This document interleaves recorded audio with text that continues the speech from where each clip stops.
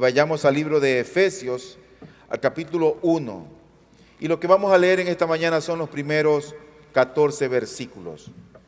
Dice la Escritura lo siguiente: Pablo, apóstol de Cristo Jesús, por la voluntad de Dios, a los santos que están en Éfeso y que son fieles en Cristo Jesús.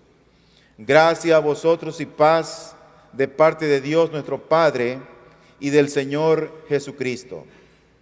Bendito sea el Dios y Padre de nuestro Señor Jesucristo, que nos ha bendecido con toda bendición espiritual en los lugares celestiales en Cristo, según nos escogió en Él antes de la fundación del mundo, para que fuéramos santos y sin mancha delante de Él. En amor nos predestinó para adopción como hijos para sí mediante Jesucristo, conforme al beneplácito de su voluntad, para alabanza de la gloria de su gracia, que gratuitamente ha impartido sobre nosotros en el amado. En Él tenemos redención mediante su sangre, el perdón de nuestros pecados, según las riquezas de su gracia, que ha hecho abundar para con nosotros en toda sabiduría y discernimiento. Nos dio a conocer el misterio de su voluntad, según el beneplácito que se propuso en Él, con miras a una buena administración en el cumplimiento de los tiempos, es decir, de reunir todas las cosas en Cristo, tanto las que están en los cielos como las que están en la tierra.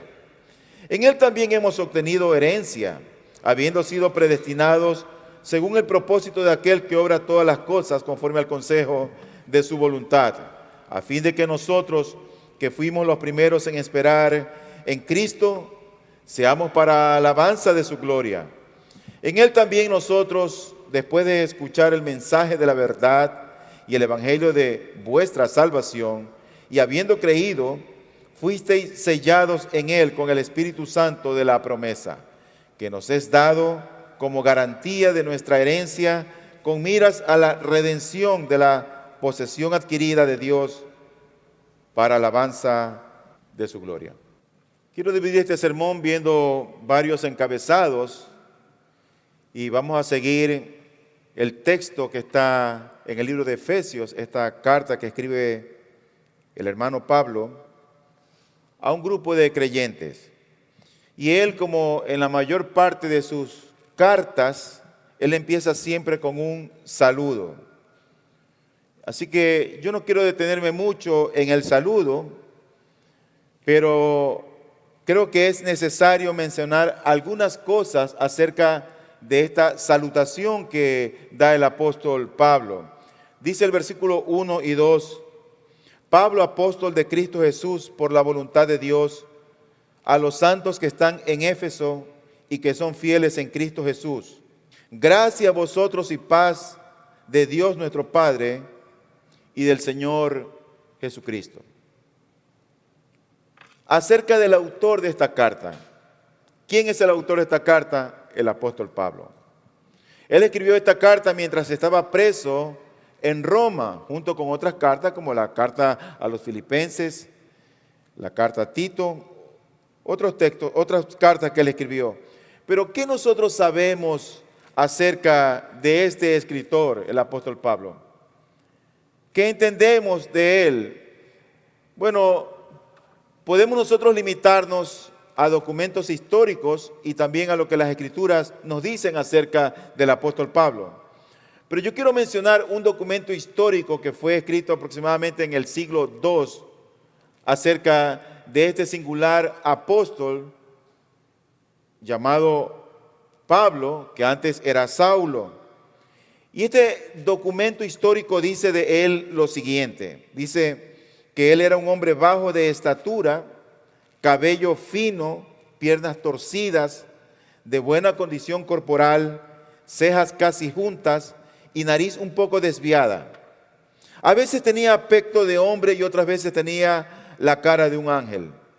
Pero cuando nosotros vamos a la Biblia, nosotros encontramos que este era un hombre quien a sí mismo se consideraba el más pequeño de los apóstoles. Él dice, hablando de sí mismo, que él se veía como un abortivo, es decir, como alguien que nació fuera de tiempo, que no nació a tiempo. Y Dios tuvo misericordia de él porque este hombre, habiendo sido perseguidor, cruel, malo con la iglesia, Dios lo llamó al ministerio. Así que Saulo quiere que puedan entender que los receptores de esta carta, que era un grupo de hermanos en una ciudad llamada Éfeso, puedan comprender que él realmente era un apóstol. Querían que sus destinatarios supieran que él era un apóstol de Cristo Jesús. Y era un apóstol por la voluntad de Dios, no era un apóstol por la voluntad de la iglesia o por la voluntad de él mismo. Este hombre fue apartado y calificado por la soberana voluntad de Dios. Eso significaba que era la voluntad de Cristo en definitiva y no la voluntad de Pablo la que él siempre procuraba expresar, la que él siempre quería transmitir. Por tanto, lo que estaba en juego en el ministerio de este singular apóstol era la autoridad de Cristo para reinar y gobernar en las iglesias. Ahora, junto con la autoridad que este hombre tenía, que Dios le había concedido, había por otro lado también la responsabilidad de predicar el evangelio, de transmitir el evangelio, de enseñar el evangelio. Este hombre decía: ay de mí si no hablo el evangelio. Y yo pienso que cada cristiano tiene el deber de compartir el evangelio, de hablar el evangelio. Dios no tiene por ningún motivo agentes secretos del cielo. Si hay algo que debemos de compartir es acerca del evangelio de Cristo. Ahora, eso resumiendo quién era Saulo, pero ¿quiénes eran los destinatarios? ¿Para quién iba esta carta que el apóstol estaba escribiendo? Bueno, estos hombres, estas mujeres, eran santos que estaban en Éfeso. Pero dice la Biblia que eran también fieles en Cristo Jesús. Cuando alguien viene a Cristo, uno se pregunta: ¿y cuándo es que una persona se convierte en santa? No es por esfuerzo, no es por los años que alguien tenga en el evangelio, sino por esa resurrección espiritual y la transformación o la regeneración que obra el Señor en el comienzo de la vida cuando alguien es alumbrado con el evangelio que trae salvación al hombre. Realmente lo que Dios hace es una transformación en el corazón del hombre. Dios cambia, hace de nosotros gente diferente. Nos cambia nuestra manera de hablar, nuestra manera de pensar. Tenemos una perspectiva diferente del mundo. Hace de nosotros nuevas criaturas. Así que estos santos a quienes Pablo está escribiendo esta carta también eran hombres fieles. Ahora, la fidelidad es siempre la respuesta a la gracia de Dios, la cual nos lleva a la confianza que conduce a la obediencia. Nadie puede ser fiel a Dios si primeramente no tiene la gracia de Él. Y nadie puede llegar a ser obediente a Él si primeramente no es fiel al Señor.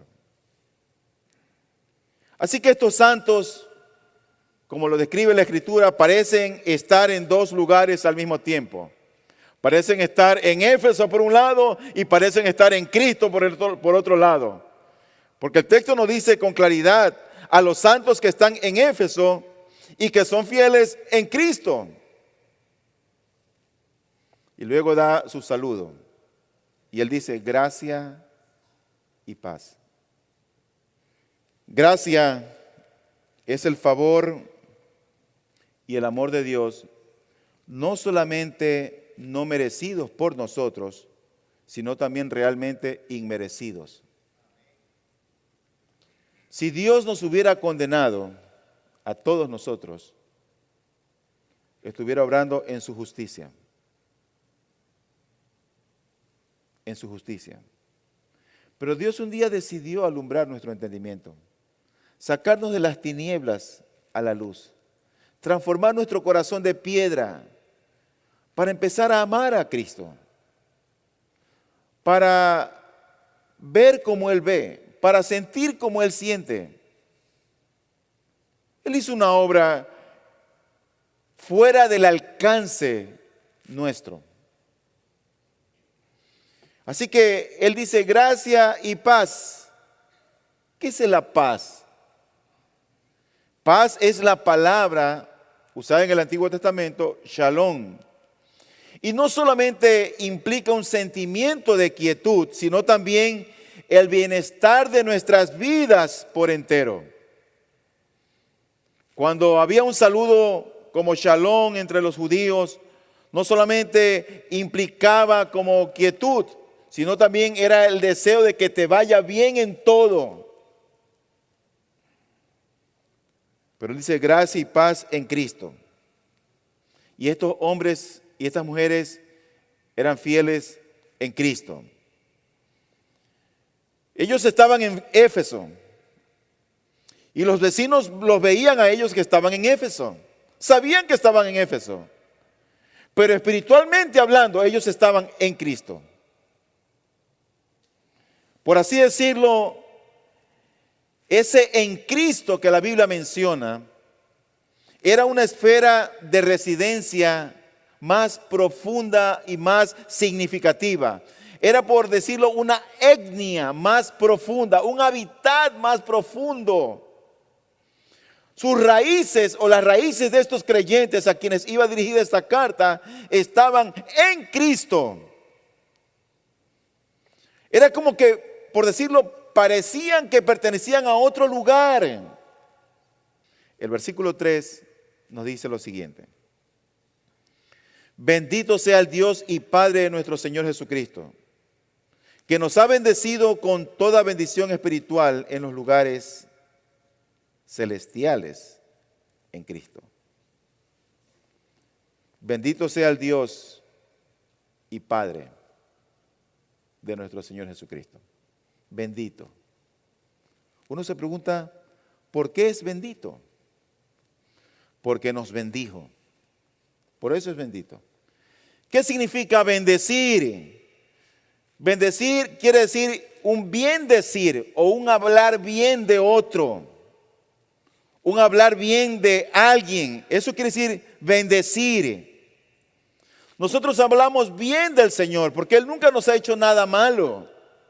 Hay cosas que a veces probablemente no entendemos. A veces hay escasez, a veces hay enfermedad, a veces hay dificultades en la familia. No las entendemos, pero detrás de todo eso siempre hay un propósito justo, bueno y santo. Aunque no lo entendamos, aunque no lo comprendamos. Así que nosotros hablamos bien del Señor y decimos de Él, bendito sea, porque en Cristo la palabra viva ha hablado bien de nosotros. Tuvo a bien escogernos a nosotros. Es decir, que nos bendijo.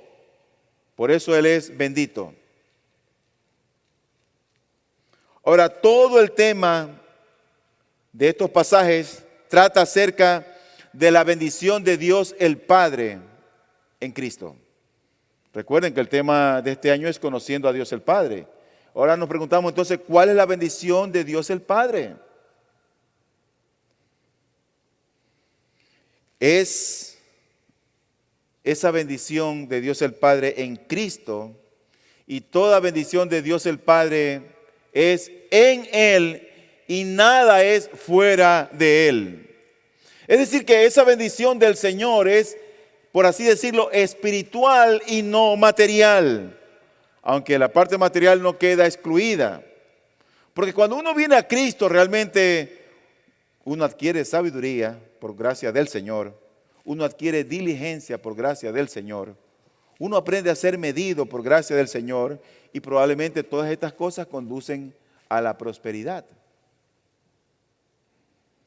Pero nosotros estamos hablando aquí de la bendición realmente espiritual.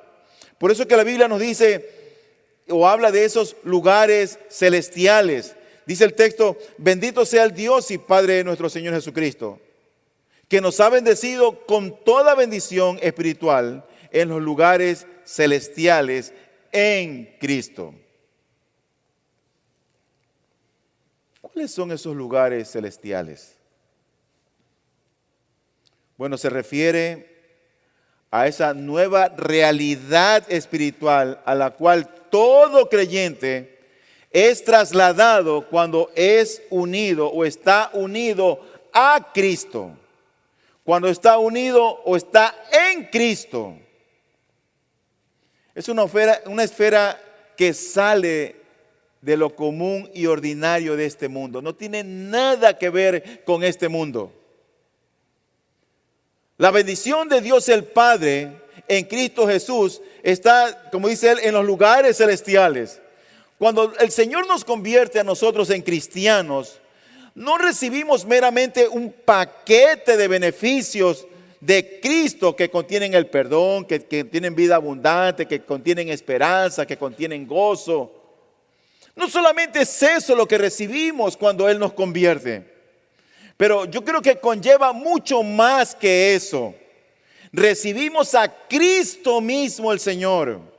Es a Él a quien lo recibimos. Somos, en otras palabras, unidos a Él por su Espíritu. De manera que todo lo que Él logró por nosotros se convierte en nuestro. Porque estamos unidos a Él, somos uno con Él.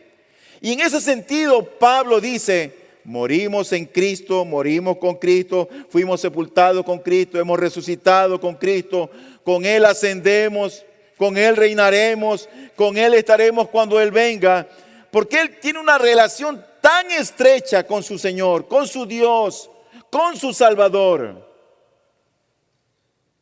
que Él lo ve todo en Cristo. Ahora, yo quiero que piensen que Pablo estaba preso. Él estaba preso en Roma. Y en estos 14 primeros versículos de esta carta a los Efesios, él tiene motivos para bendecir a Dios el Padre. Y ahora sí vamos a empezar el sermón. Y los motivos que él tuvo para bendecir a Dios el Padre son varios. Primero, porque nos escogió. Segundo, porque nos adoptó. Tercero, porque nos redimió. En cuarto lugar, porque nos reveló el misterio de su voluntad. En quinto lugar, porque nos favoreció con una herencia. Y en sexto lugar, porque nos selló. Este hombre puede ver toda la bendición de Dios el Padre obrando a su favor en Cristo. Recuerden que Pablo era un perseguidor de Cristo. Pablo era un perseguidor de la iglesia. Pero cuando él es transformado, él ve todo lo que ha adquirido en Dios, todo lo que tiene en Dios. Las cadenas, las prisiones. Para él eso no era nada con lo que él había ganado. Con la revelación que tenía de Cristo, con entender quién era su Señor. Por algo él no tenía temor a la muerte, no tenía temor a la prisión, no tenía temor a los hombres, porque para él era más excelso lo que había ganado en Cristo. Eso es vivir con esperanza. Realmente este hombre vivía con esperanza, tenía esperanza. No lo amedrentaba el dolor, no lo amedrentaban las cadenas, por todo lo que había ganado en Cristo. Entonces vamos a ver el versículo número 4, donde dice: según nos escogió en Él antes de la fundación del mundo, para que fuéramos santos y sin mancha delante de Él. Y ahí está esa primera ese primer motivo para bendecir a Dios el Padre. Él está consciente que es Dios quien lo ha escogido, según nos escogió en Él. ¿Quién es el autor de haberlo escogido? El texto lo dice: el Dios y Padre de nuestro Señor Jesucristo. Bendito sea el Dios y Padre de nuestro Señor Jesucristo. Así empieza el versículo 3. Está hablando lo que Dios el Padre ha hecho en Cristo Jesús para estos hermanos en Éfeso. Y lo primero que él recalca es: según nos escogió en Él. Según nos escogió en Él. ¿Cuál es la naturaleza de esta elección de Dios? ¿Cómo es que funciona esto de la elección? Bueno, elegir significa tomar o escoger algo para sí mismo. La gracia de Dios es tan misericordiosa que Él nos tenía a la vista, nos tenía en cuenta aún antes de que llegáramos a la fe. Antes que naciéramos, aún antes de que el mundo fuese creado, Dios ya sabía quiénes íbamos a ser y Dios había determinado en la eternidad pasada escogernos. ¿Por algún mérito propio? ¿Porque sabíamos que íbamos a creer en Él? No. No hubo nada que lo motivara a Él a escogernos. Fue, como dice la Escritura, el puro afecto de su voluntad. Fue su amor. No hay nada en nosotros que nos actemos por lo cual Dios nos haya escogido. Todos nosotros merecíamos y merecemos la muerte, la condenación eterna. Pero cuando Él vino y alumbró nuestro entendimiento, eso sale de nuestra manera finita de entender las cosas. Porque uno dice: ¿por qué me escogió a mí? Y si alguien te preguntara a ti por qué te escogió, la única respuesta que yo encuentro es: por amor. No encuentro otra respuesta. Pero tú puedes seguir preguntando y tú puedes decir: ¿pero por qué Dios me amó? Porque Él quería glorificarse en ti, nosotros débiles, para que Él fuera honrado y glorificado a través de lo que Él ha hecho en nosotros. Nada más. No es Dios glorioso. No es Dios excelso. Claro que sí. Ahora, ¿quién es que elige? Como dice el texto, su elección es, dice, según nos escogió. Según nos escogió. O sea, nosotros. Ahora, Pablo está escribiendo a un grupo particular de personas. Gente que estaba en una iglesia en Éfeso. No escogió a todo el mundo. Escogió a un grupo particular de seres humanos. Y esos elegidos, esos eran santos y creyentes. Ahora, ¿cuál es el fundamento de la elección? Lee el versículo 4. Dice: según nos escogió en Él. En Él. ¿Quién es ese Él? Ese Él es en Cristo. El fundamento, querido hermano y amigo de la iglesia, de toda su salvación, de principio a fin y por supuesto de su elección, es Cristo. Por eso es que dice la Biblia que nos escogió en Él. Esa elección en la eternidad pasada, antes que el mundo existiese, antes que tú y yo fuésemos, esa elección del Señor es la raíz de todas las bendiciones subsecuentes que vienen después de que uno es creyente. Esa es la raíz. ¿Cuándo nos escogió? En la eternidad. Dice el texto: según nos escogió en Él antes de la fundación del mundo. Antes. Por tanto, si la elección es la raíz de las bendiciones que siguen, Pero además, esa elección es en Cristo. Por lo tanto, Cristo no solo es el fundamento de la iglesia, sino que es el fundamento eterno de la iglesia. Porque esa elección no fue basada en nosotros, sino basada en Cristo, en la eternidad pasada. Cristo es el fundamento de la iglesia. Por lo tanto, ese fundamento está firme por la eternidad. Ahora nosotros entendemos por qué la iglesia realmente, la iglesia de Cristo, las puertas del infierno no van a prevalecer contra la iglesia de Cristo. No van a prevalecer. Es más bien la iglesia de Cristo la que está golpeando las puertas del infierno y arrebatando las almas de las garras del maligno. ¿Y cuándo fue el tiempo de su elección? ¿En qué momento? El texto lo dice. Según nos escogió en él antes de la fundación del mundo. ¿Sabes cuándo es eso? En la eternidad. Si tú eres un escogido de Dios, tú puedes pensar, no, que yo me convertí en el año de 1998 o en el año 2006. No. Bueno, ahí fue que tú entendiste el Evangelio.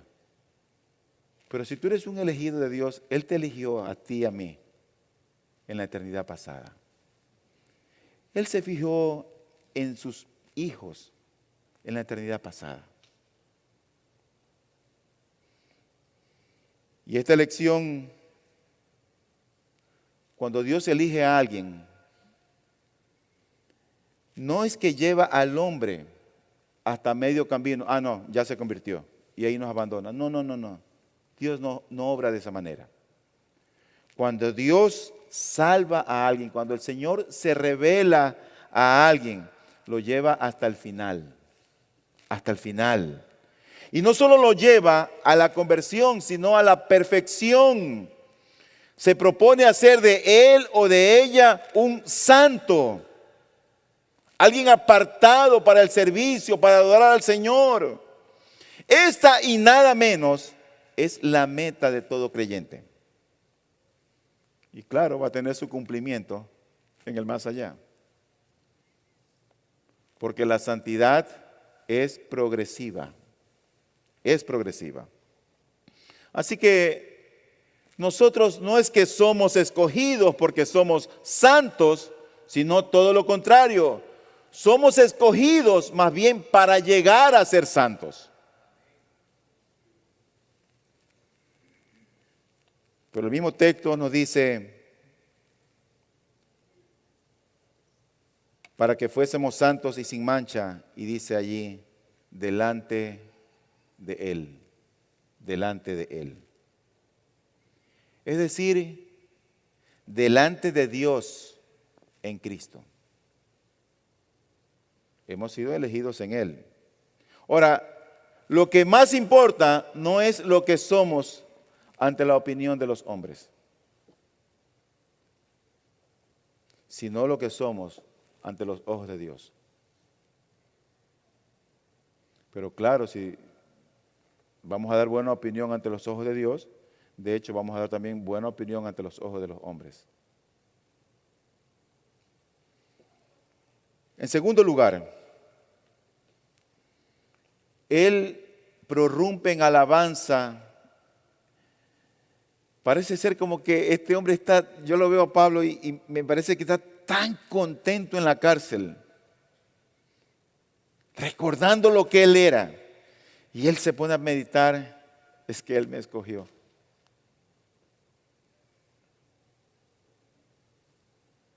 Pero luego él escribe y nos dice en el versículo 5 y 6, en amor nos predestinó para adopción como hijos para sí mediante Jesucristo, conforme al beneplácito de su voluntad, para alabanza de la gloria de su gracia que gratuitamente ha impartido sobre nosotros en el amado. Nos adoptó. Ese es el segundo motivo por el cual Pablo prorrumpe en adoración y en alabanza al entender lo que Dios el Padre ha hecho a favor de él.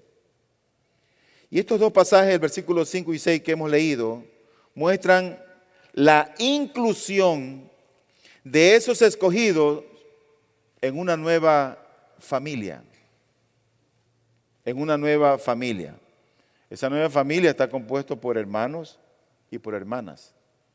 Hermanos y hermanas a quienes les debemos respeto y honra. Hermanos a quienes les debemos consideración. Somos incluidos en esa nueva familia. Aquel que ha recibido a Cristo es parte de una nueva familia, pero además nos deja ver en estos dos versículos que esa elección se basa en la libre y soberana voluntad de Dios el Padre.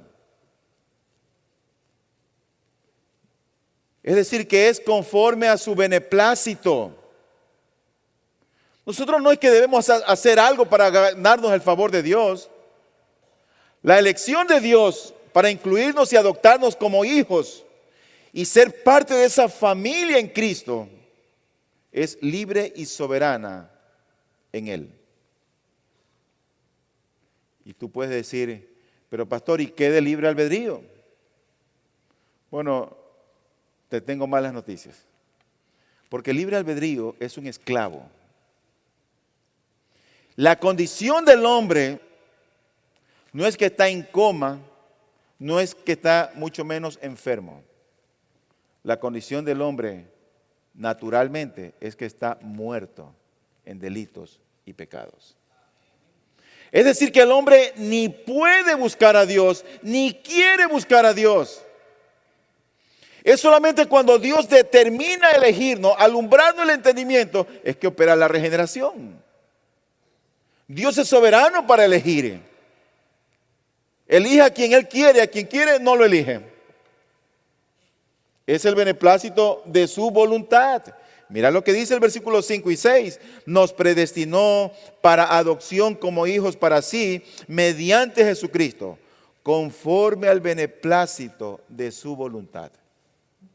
Mi hermano, querido amigo, no son palabras mías, es la palabra de Dios, que aquí nos dice que estos hombres y mujeres en esta iglesia de Éfeso fueron elegidos conforme al beneplácito de su voluntad.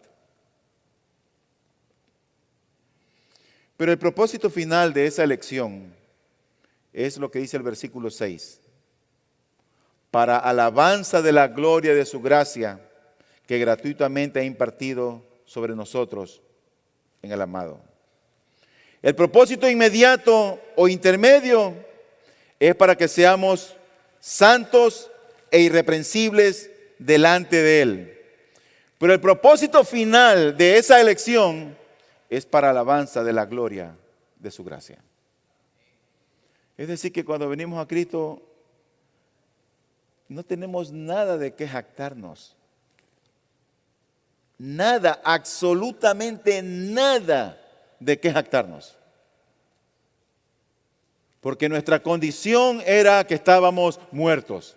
Y un día determinó venir y elegirnos, alumbrar nuestro entendimiento, cambiar nuestro duro corazón, regenerar nuestro ser, hacer que experimentemos ese nuevo nacimiento.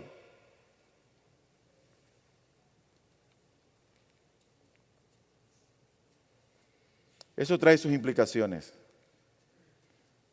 Porque cuando Dios ha operado eso en el corazón de un mortal y débil como nosotros, ¿sabe lo que ocurre? Que amamos al Señor. Él es la razón de nuestro existir. Todas las otras cosas alrededor nuestro pierden sentido. No es que nos volvemos irresponsables, pero ya no estamos aferrados a este mundo. Ya no estamos aferrados a nuestros seres queridos. Damos gracias al Señor por permitirnos disfrutar los años que Dios permite que los disfrutemos. Tenerlos cerca de nosotros. Pero nuestra esperanza pasa a ser Cristo el Señor. En tercer lugar, el versículo 7 y 8 ahora describe el tercer motivo por el cual Pablo exalta y eleva este poema de alabanzas y gloria a Dios. Y el tercer motivo es porque él entiende que Dios el Padre en Cristo lo ha redimido. Miren lo que dice el versículo 7 y 8. En Él tenemos redención mediante su sangre, el perdón de nuestros pecados según las riquezas de su gracia, que ha hecho abundar para con nosotros en toda sabiduría y discernimiento. Redención. Esa es una palabra tan importante en las Escrituras. Tan importante. Una de las más importantes de la Biblia. Y todo cristiano debería entender lo que significa la redención. No puede ser que vivamos una vida cristiana y no sepamos lo que es redención. Redención no es otra cosa más que liberación. Como resultado del pago por un rescate. Es decir, que cuando somos redimidos o somos liberados, significa que vino otro y pagó un rescate por esa liberación de alguien que se merecía ser liberado. Alguien podía estar endeudado por tierras y le confiscaba todo el Estado en Israel, y mientras no pague no podía tener posesión de sus cosas. Pero alguien podía venir y redimir, pagar el precio de esa deuda. Y eso era liberado, eso era redimido. No existía otra forma posible de salvar al pecador que no fuese la redención. Porque con esa redención que operó Cristo es que fue la única manera como la cual la justicia de Dios el Padre fue satisfecha. ¿Tú sabías que el sacrificio de Cristo en la cruz satisfizo la ira de Dios? Por eso es que cuando Cristo está en la cruz del Calvario, Él dice, Dios mío, Dios mío. No dice Padre. Dice, Dios mío, ¿por qué me has desamparado? La ira de Dios el Padre estaba en Él. Tus pecados y los míos, ahí en Cristo, cuando Él estuvo en el madero.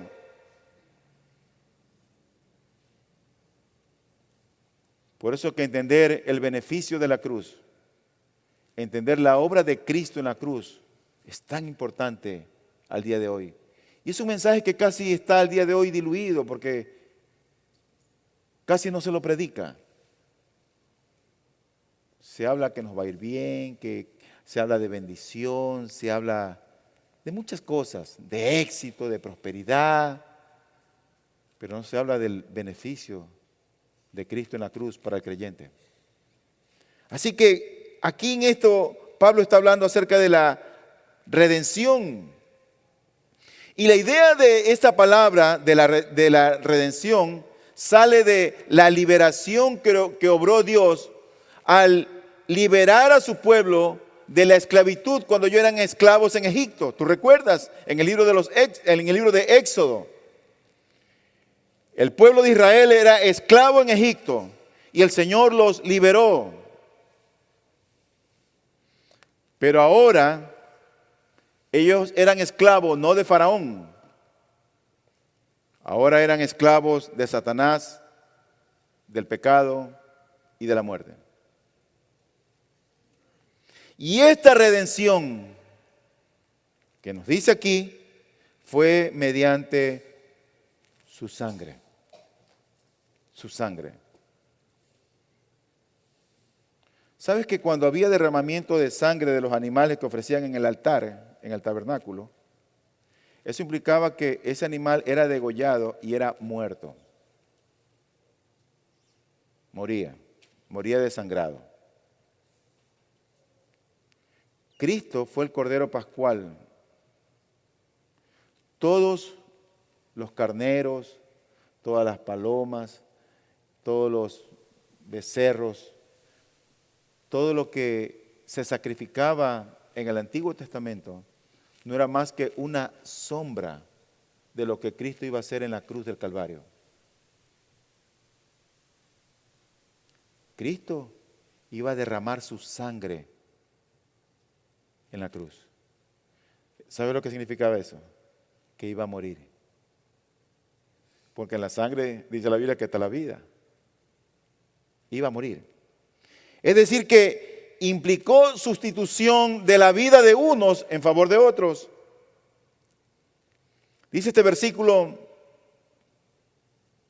en Él tenemos redención mediante su sangre, el perdón de nuestros pecados, según las riquezas de su gracia. Yo a veces me pongo a pensar que qué tan desconfiados de Dios somos muchas veces. Dudamos de su bondad cuando Él nos dice que tenemos todas las riquezas en Cristo. Y no solamente eso, sino que las ha hecho abundar en toda sabiduría y discernimiento. Dice el versículo 7 y 8, el perdón de nuestros pecados según la riqueza de su gracia, que ha hecho abundar para con nosotros en toda sabiduría y discernimiento. En cuarto lugar, el cuarto motivo por el cual el apóstol está tan agradecido y alaba a Dios el Padre, es porque se le había revelado el misterio de su voluntad. Yo no sé cuántas veces habrás leído este texto y si nosotros sabemos cuál es ese misterio que fue revelado. Pero leámoslo para entenderlo. Versículos 9 y 10 dice: nos dio a conocer el misterio de su voluntad, según el beneplácito que se propuso en Él, con miras a una buena administración en el cumplimiento de los tiempos, es decir, de reunir todas las cosas en Cristo, tanto las que están en los cielos como las que están en la tierra. Nos dio a conocer el misterio de su voluntad. ¿A qué se refiere esta porción de la Escritura con que dio a revelar el misterio de su voluntad? Bueno, la revelación del Antiguo Testamento funcionaba como una especie de andamiaje, como una estructura previa. Era, por así decirlo, algo temporal. La revelación que hubo allí fue algo temporal. Dios el Padre venía hablando ya desde el Génesis, en que iba a proveer de la simiente de la mujer un redentor, un salvador, que era Cristo el Señor. Dios el Padre hizo un pacto con Abraham, con varios hombres, y refiriéndose a Cristo. Ahora, ¿qué era lo que Dios el Padre estaba planeando detrás de esa revelación que había en el Antiguo Testamento? La venida de Cristo. La venida de Cristo. Su venida ha sido el propósito de Dios todo el tiempo. En otras palabras, el que Dios se hizo hombre. Dios se hizo hombre. La más grande historia que jamás se haya contado, la de la gracia de Cristo, debe ser dada a conocer. Dios se hizo hombre. Dios se hizo hombre, pero sin pecado, perfecto, puro. La plenitud de la deidad estaba en ese hombre llamado Jesús. Estaba en Él. Por eso es que se debe de proclamar, se debe predicar, se debe de compartir esa revelación de la verdad de Él. Dice la Escritura, nos dio a conocer el misterio de su voluntad. Este, sin duda alguna, es un misterio, puesto que jamás nadie lo hubiera descubierto si no le fue revelado.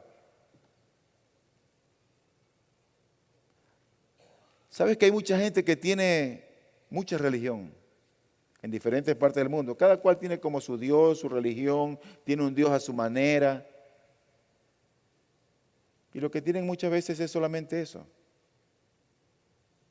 pero no tienen la revelación de Cristo. ¿Sabes cuándo empieza la vida cristiana? Cuando Cristo es revelado al corazón del hombre. No es cuando vienes a la iglesia, no es cuando te bautizas. Porque alguien puede ser bautizado y estar en la iglesia, oír el sermón y parecerle todo muy bonito. No, ¿cómo tuvo el sermón? Chévere, muy chévere, me gustó. Pero tal vez no conoce a Cristo. Tal vez Cristo no ha sido revelado a esa vida. Y por eso es la vida miserable que tiene. Hasta que Cristo sea revelado y sea entronado en él o en ella, es que empezamos a disfrutar de esa vida abundante que Cristo habla. No antes. En quinto lugar, es porque nos favoreció con una herencia. Wow, pero es que no solamente nos escogió, no es que solamente nos adoptó, no es que solamente nos redimió, no solamente que nos dio la revelación de su voluntad, sino que ahora, por otro lado, como dice la Escritura, nos ha favorecido con una herencia. Versículo 11 y 12 dice: también hemos obtenido herencia, habiendo sido predestinados. ¿Sabes lo que es predestinado? Es la elección anticipada o el conocimiento anticipado de Dios para hacer lo que Él tiene que hacer. Hay mucha gente que no cree en la predestinación, pero la Biblia habla de ella. Hemos sido predestinados anticipadamente. El otro extremo es que la gente dice, bueno, si ya están predestinados los que van a ser salvos, ¿para qué predicar el Evangelio? Porque estos hombres, la iglesia de Éfeso, era gente a la que Pablo le había predicado el Evangelio. Y ahora les está hablando de la predestinación. O sea que la predestinación está allí, pero hay que hablar el Evangelio. Hay que predicar el Evangelio. No sé cómo está tu predicación del Evangelio, pero Dios nos muestra tantas oportunidades cada día. Tenemos familiares, tenemos vecinos, tenemos compañeros en el colegio, en la universidad, en el trabajo. Predícales a Cristo. Invierte un tiempo y ve a casa de él, de ella. Dice el versículo 11 y 12, también hemos obtenido herencia habiendo sido predestinados según el propósito de aquel que obra todas las cosas conforme al consejo de su voluntad, a fin de que nosotros que fuimos los primeros en esperar en Cristo, seamos para alabanza de su gloria. Hemos obtenido herencia. Ahora, ya que nosotros hemos sido adoptados como hijos y colocados en la familia de Dios y nos hemos convertido en el hermano menor del heredero de todas las cosas, nuestro Señor Jesucristo, todas las cosas que Él posee también son nuestras. Somos coherederos con Él. Esa es nuestra herencia. Y esa nueva posición con la que el Padre nos favorece en Cristo es una absoluta afirmación de la soberanía de Dios. ¿Y por qué digo esto? Porque, como dice la Escritura, Él obra todas las cosas conforme al consejo de su voluntad. ¿Te das cuenta? Dice el versículo 11, también hemos obtenido herencia, habiendo sido predestinados según el propósito de aquel que obra todas las cosas conforme al consejo de su voluntad. ¿Sabes que en verdad que el Evangelio de Dios, cuando el Evangelio es predicado, el Evangelio realmente ofende? ¿Y sabes por qué ofende? Porque nos humilla. Y nos humilla porque nosotros no tenemos arte ni parte en las cosas que ahora somos. No hemos contribuido con un ápice para ser lo que ahora somos en Cristo. Somos lo que somos por su gracia. Tenemos lo que tenemos por su gracia. Hemos de llegar a tener o de llegar a ser lo que seremos o lo que somos por su gracia. No es nuestro. No es nuestro.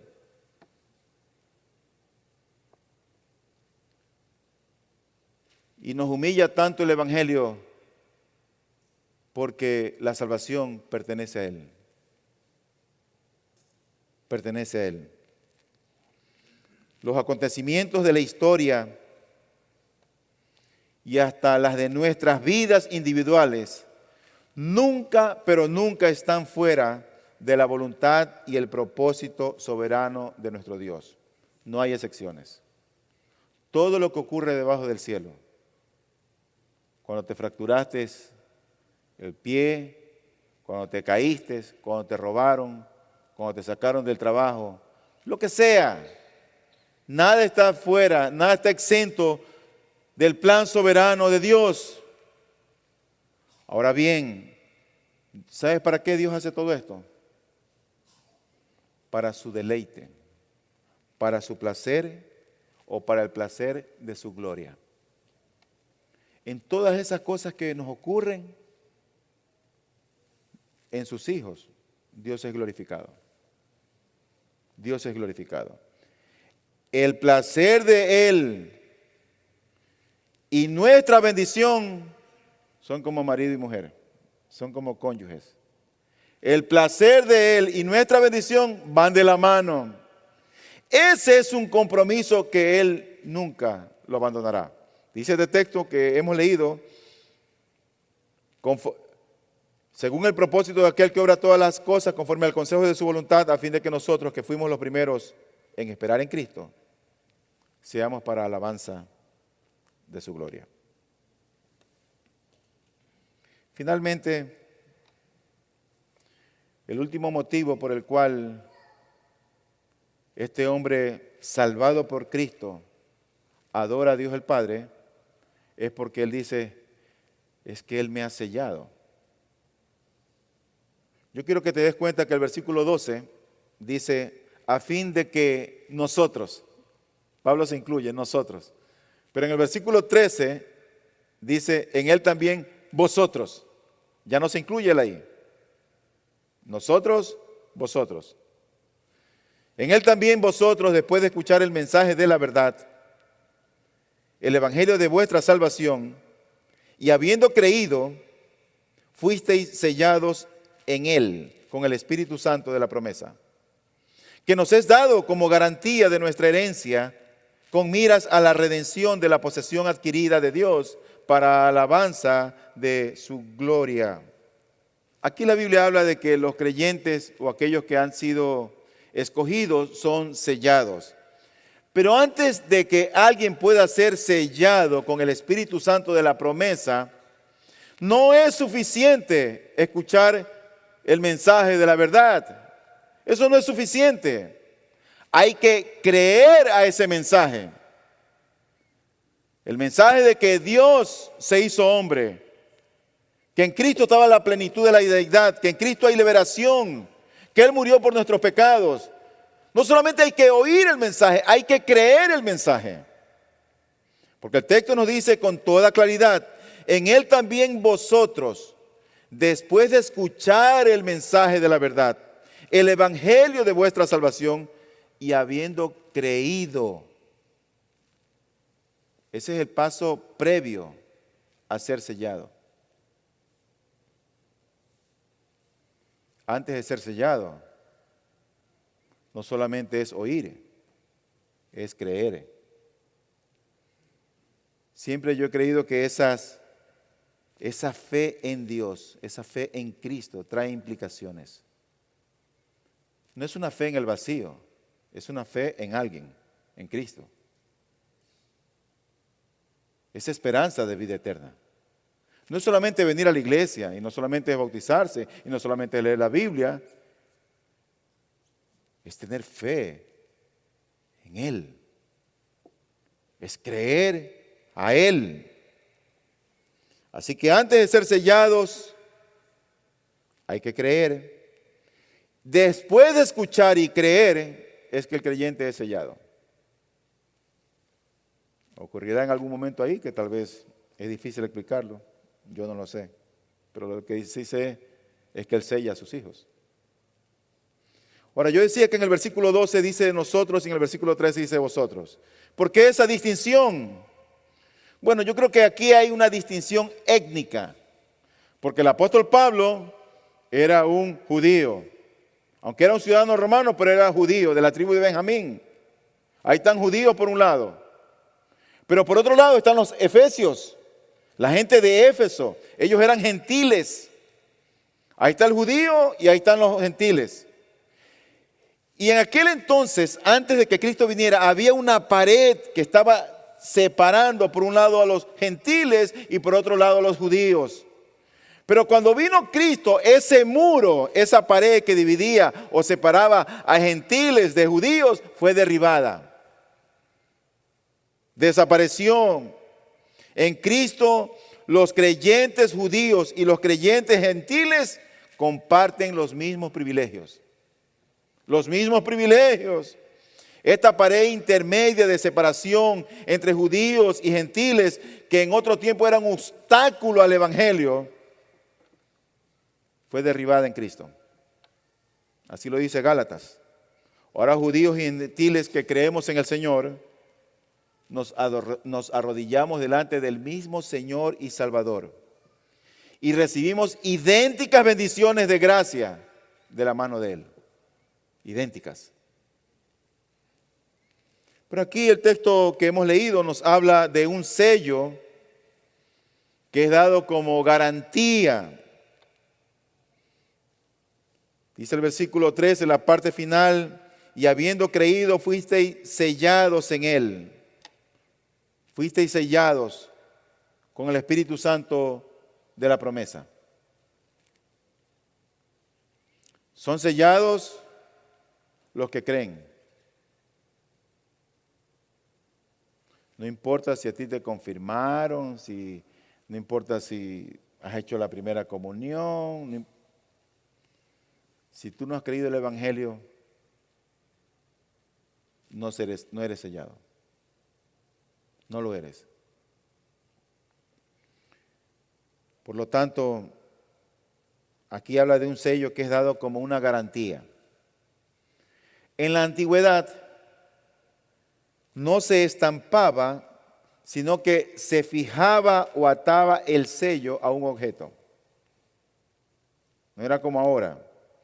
Ahora, el sello significaba garantía de un documento o garantizaba que ese documento era auténtico.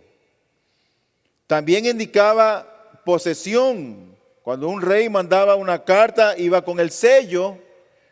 Ese sello implicaba que pertenecía a tal o cual reino. También ese sello podía salvar y proteger de un daño a alguien que poseía un sello de una autoridad superior, como un rey. Ahora, ese sello que dice aquí la Biblia es dado como un pago anticipado o garantía. Mira lo que dice el versículo 14, que nos es dado como garantía. La Biblia de Reina Valera me parece que traduce como arras, las arras de nuestra herencia. Esa palabra arras viene de una voz que significa arrabón. Y eso quiere decir que hay cierta cantidad de dinero que es dada por adelantado al comprar un animal, o aún en ese tiempo compraban esposas. Era como la cuota de entrada, la seña que dicen ahora. Se daba el dinero y era como una seña, era como un pago anticipado. ¿Sabes que ese Espíritu de Dios es, por así decirlo, como un pago anticipado de todas las bendiciones que vienen en la vida del cristiano? Cuando el cristiano experimenta paz, cuando experimenta gozo, cuando el cristiano experimenta esperanza, fe, cuando puede poner en práctica la bondad, eso es lo que viene a consecuencia de lo que Él ya hizo. Viene algo subsecuente a la elección. Pero cuando la Biblia habla del sello del Espíritu Santo de Dios, es como algo anticipado de todo lo que va a venir después de aquello. Así que todo cristiano debería de gozarse cuando entiende que tiene al Espíritu Santo morando en su corazón.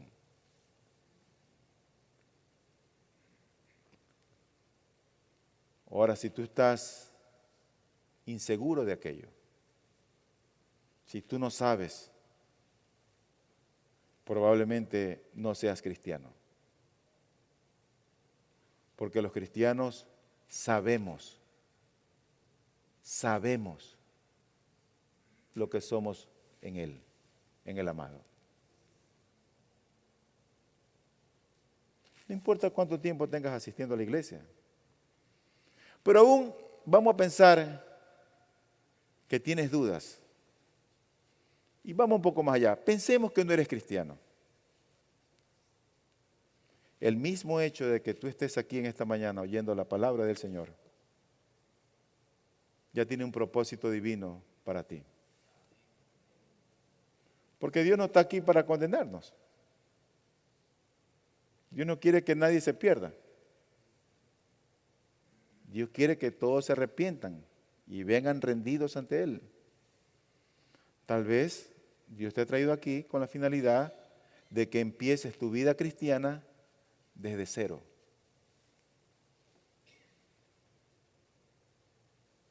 Tal vez has vivido la vida cristiana como decía Frank Sinatra, decía él, a mi manera. Y hay muchos que viven así la vida cristiana a su manera. Y no quieren que nadie se meta en sus vidas. No quieren ser miembros de la iglesia porque no quieren que se hurgue mucho en ellos. Hay algunos que salen disparados después del culto. No quieren como mucho dar chance. Oramos a Dios que nosotros entendamos lo que significa ser adoptados en la familia de Cristo. Oramos a Dios por eso. Ese sello, finalmente, solo es colocado a los que oyeron ese mensaje y creyeron ese mensaje. Déjame traer unas palabras de aplicación en los 2 minutos que me quedan. Cuando nosotros recordamos quiénes éramos antes,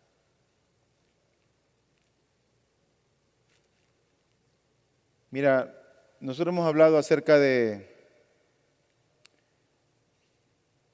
que Pablo prorrumpe en alabanza porque él entiende que fue redimido en la sangre de Cristo. Él entiende que Cristo dio su vida por él.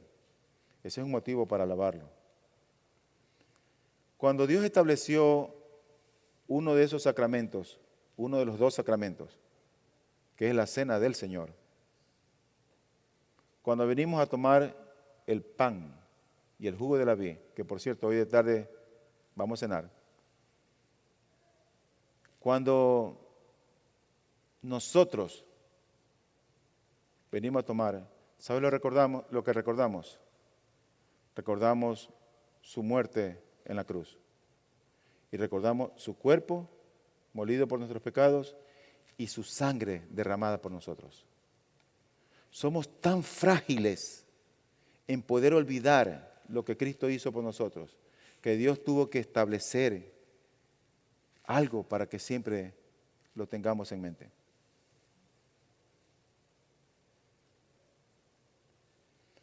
Así que cuando nosotros recordamos quiénes éramos, al igual que Pablo mismo lo hizo, y enseguida parece que está instando a los efesios que lo hagan, cuando nosotros lo recordamos, lo que nosotros éramos por naturaleza y que éramos muertos en nuestros delitos y pecados, no es sorprendente